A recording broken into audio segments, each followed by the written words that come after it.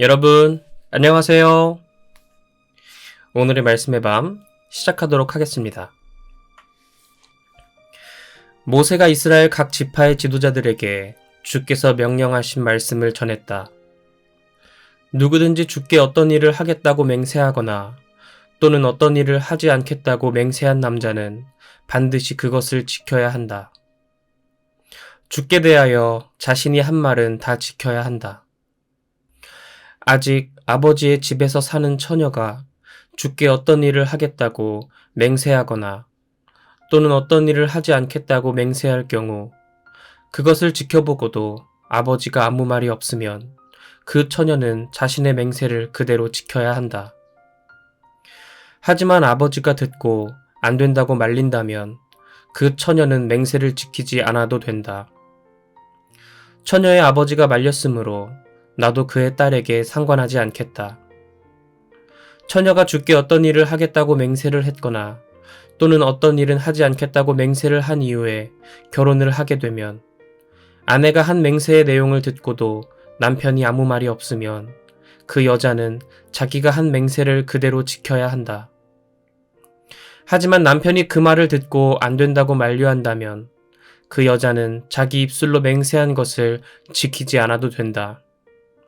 그럴 경우 주께서는 거기에 대해 책임을 묻지 않으신다. 과부나 이혼한 여인이 어떤 일을 하겠다고 맹세를 하거나 또는 어떤 일은 하지 않겠다고 맹세했다면 그 여인은 자신의 맹세를 반드시 지켜야 한다. 남편과 사는 여인이 스스로 어떤 일을 하겠다고 맹세를 하거나 또는 어떤 일을 하지 않겠다고 맹세한다면 아내가 한 맹세의 내용을 듣고도 남편이 아무 말이 없으면 아내는 자기가 한 맹세를 그대로 지켜야 한다. 하지만 남편이 그 말을 듣고 안 된다고 만류한다면 아내는 자기 입술로 맹세한 것을 지키지 않아도 된다. 그럴 경우 주께서는 거기에 대해 책임을 묻지 않으신다. 남편은 자기 아내가 한 맹세를 지키라고 말할 수도 있고 그러지 말라고 만류할 수도 있다. 아내가 맹세한 내용을 듣고도 남편이 하루가 지나도록 아무 말이 없으면 그것은 지키라는 뜻이다. 남편이 만류하지 않았으므로 아내는 자신의 맹세를 반드시 지켜야 한다. 아내의 말을 듣고 나서 한동안 잠자코 지내다가 나중에야 남편이 그것을 만류한다면 그는 아내가 맹세를 지키지 않을 경우에 책임을 져야 한다. 이상은 남편과 아내, 아버지와 아버지의 집에서 사는 처녀딸 사이에서 지켜져야 할 맹세에 관해 주께서 모세에게 이르신 규정이다. 주께서 모세에게 말씀하셨다. 미디안 사람들에게 이스라엘 백성의 원수를 갚아라. 그런 후에야 너는 조상에게로 돌아갈 것이다. 모세가 이스라엘 백성에게 말했다. 미디안과 전쟁할 준비를 하시오. 전쟁터에 나갈 사람을 뽑아 무장시키시오. 미디안을 쳐서 주님의 원수를 갚아야 합니다.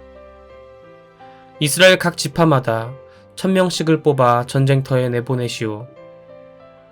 그래서 각 지파마다 1000명씩 모두 12000명의 장정들이 무장을 하고 나섰다.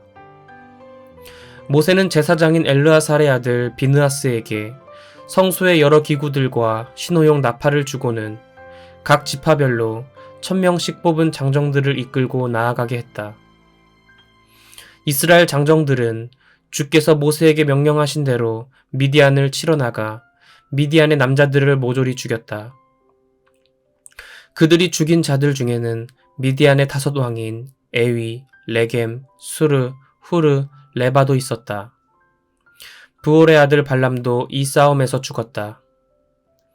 이스라엘 장정들은 미디안 여인들과 아이들을 포로로 붙잡고 양떼와 소떼와 온갖 재산을 약탈했다. 미디안 사람들이 살던 성읍과 마을에는 불을 질렀다. 이스라엘 장정들은 사람들과 가축들과 온갖 재물을 약탈하여 전리품으로 삼았다.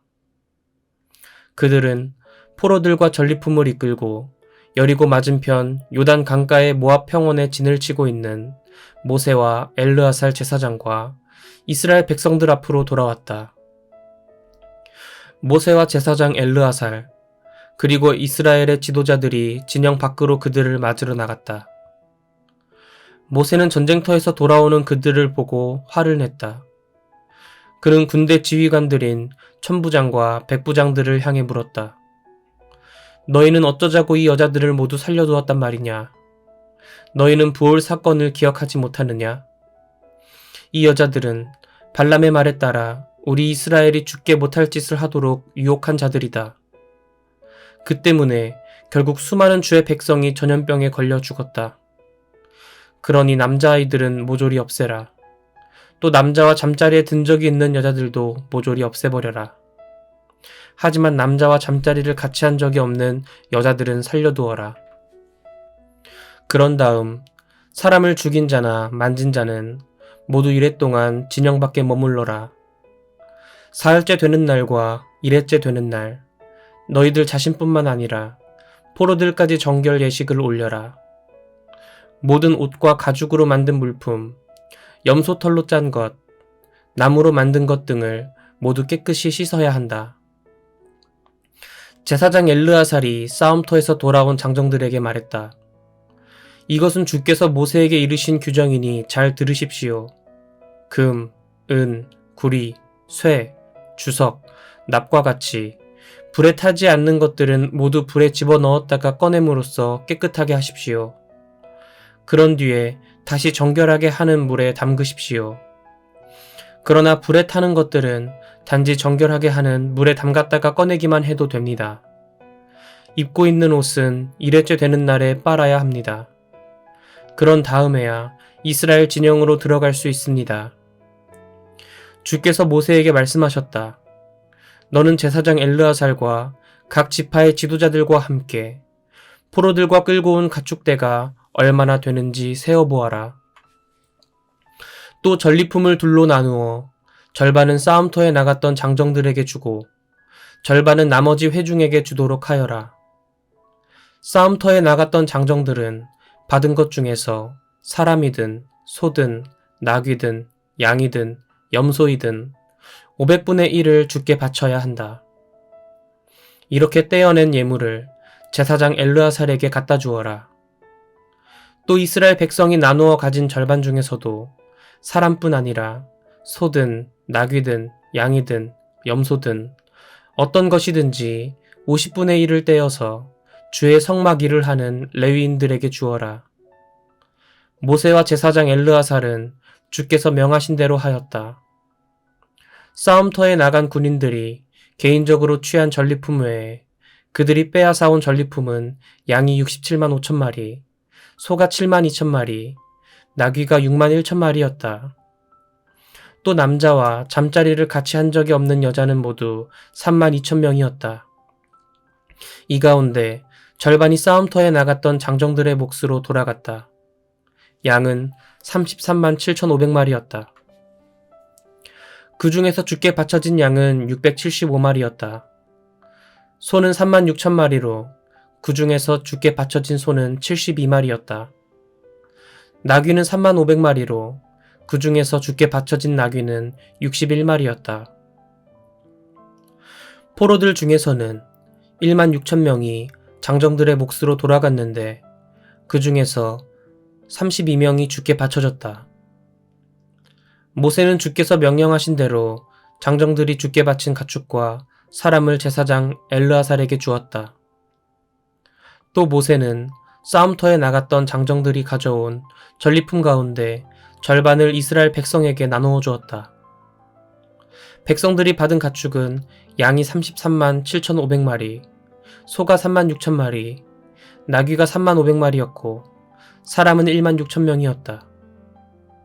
모세는 이스라엘 백성의 몫으로 돌아간 가축과 사람 가운데서 50분의 1을 거두어 주께서 말씀하신 대로 주의 성막 일을 하는 레위인들에게 주었다. 그때 천부장과 백부장 등 군대 지휘관들이 모세를 찾아와서 그에게 말했다. 당신의 종인 저희가 부하들을 점검해 보니 전사자가 한 명도 없습니다. 그래서 저희가 주께 예물을 가져왔습니다. 금으로 만든 발목걸이, 팔찌, 인장반지, 귀고리, 목걸이 등을 가져왔으니 우리의 죄를 씻기 위한 예물로 받아주십시오. 모세와 제사장 엘르아살은 군대 지휘관들이 주께 감사 예물로 가져온 금폐물을 받았다. 모두 모아서 무게를 달아보니 16,750세겔이었다. 이 예물은 싸움터에 나갔던 이스라엘 장정들이 사사로이 취한 전리품들이었다. 모세와 제사장 엘르아살은 천부장과 백부장들이 예물로 가져온 금을 모두 만남의 장막으로 가져와서 이스라엘 백성을 기억해 주시기를 바라는 뜻으로 주께 바쳤다. 이것은 하나님의 말씀입니다. 아멘. 전도사님과는 내일 이 시간 함께 할게요. 여러분 모두 안녕!